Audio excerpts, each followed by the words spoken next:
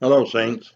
I'm looking in the Gospel of Matthew right now, and I'm there in chapter 4, where Jesus has just come out of the 40 days in the wilderness where he was tempted by Satan 3 times. And it says that after he came out, he heard that John the Baptist had been captured, that he was in prison. Now, this is before he's beheaded, and this is before the story of the feeding of the 5,000. But what Jesus does now that he's back out now, he's ready to do his work. He goes to the city of Capernaum. There in the land of Zebulun and Naphtali, and there he sets up his home base, so to speak. Now it's interesting. Matthew quotes right out of Isaiah 9 about how important it is to be in this area, this region of Zebulun and Naphtali.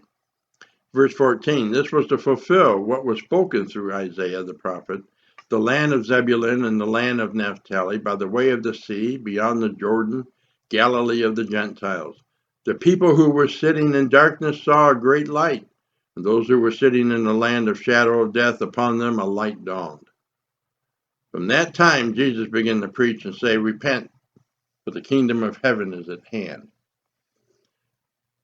This is their greatest glory, that in these lands of these tribes, light dawned, and that light was Jesus himself when he came to them in his ministry. That was the promise. And from there, Jesus began to preach the gospel. And this gospel that Jesus preached, we see in verse 23, is actually called a gospel. It says in 23, Jesus was going throughout all Galilee, teaching in their synagogues and proclaiming the gospel of the kingdom and healing every kind of disease and every kind of sickness among the people. In chapter 3, John the Baptist was preaching the same gospel. Repent, for the kingdom of heaven is at hand. And Jesus came preaching the same thing. Now, I've heard it said that this gospel that Jesus preaches is not the same gospel Paul preached, and I beg to differ. I know and heard somebody on YouTube the other day was raised, pastor's kid, and ended up to deconstruct his religion and to rebuild it back into a skeptical belief that Paul was wrong and that Jesus was right. They were preaching two different gospels. Folks, that certainly is not true. What we've got here is two different views coming from two different positions. But let me tell you about Jesus' gospel. There, when he fed the 5,000 after John the Baptist was beheaded, Jesus was sad. He wanted to get away. He went over to the east side of the Sea of Galilee, but they followed him over. And there in the Gospel of John, we read as Jesus is standing there with Philip, and they're gathering in and getting out of the boats. And Jesus looks over at Philip and says, how much bread do you think it'd take to feed all these people? Basically, Philip is saying about a year's worth of wages for the average man. And that, we're only getting a little piece. This is trying to give you an idea of the numbers of people that were coming in. And so there, Jesus, in fact, it says there in the text, Jesus asked Philip this, knowing what he was going to do. He fed them miraculously on purpose. They equated it with Moses. Jesus is the new Moses. But they tried to track him down and make him king, and so he snuck out and he went back to Galilee, across the Galilee back to Capernaum. And they tracked him down the next day into the synagogue, and they say, oh, how'd you get here? He says, I know why you're here. You got free food. And he says, don't work for the food which perishes, work for the food which is everlasting. Yeah, that's the kind of food we want, they're thinking, I bet. And so they asked him, in chapter 6, verse 28 of John, what do we do to work the works of God?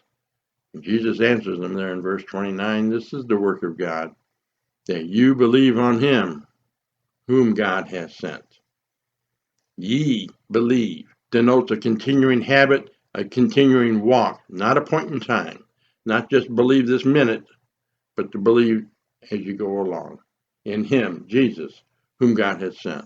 Our work is not works of obedience to merit our salvation, but our works of faith in order to trust Jesus, in him whom God has sent.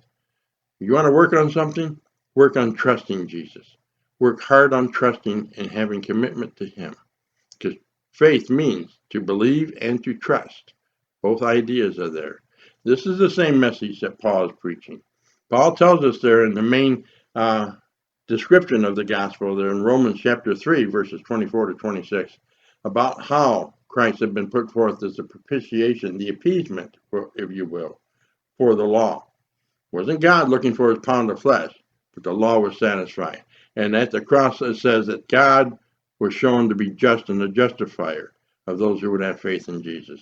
Jesus saying, listen, if you have faith in me, what I did on the cross by shedding my blood, you won't have to die.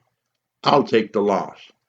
This is the same gospel message that Christ was preaching as we have faith in him whom God has sent. Believe him. Take him at his word. His gospel is not just restoration of you and me, but the restoration of this world when he takes it back, such as in the first angel's message, crying with a loud voice, fear God, for the hour of his judgment has come. God has stepped on the stage of action. He's moved in to take back the kingdom and restore justice in an unjust world. Blessings.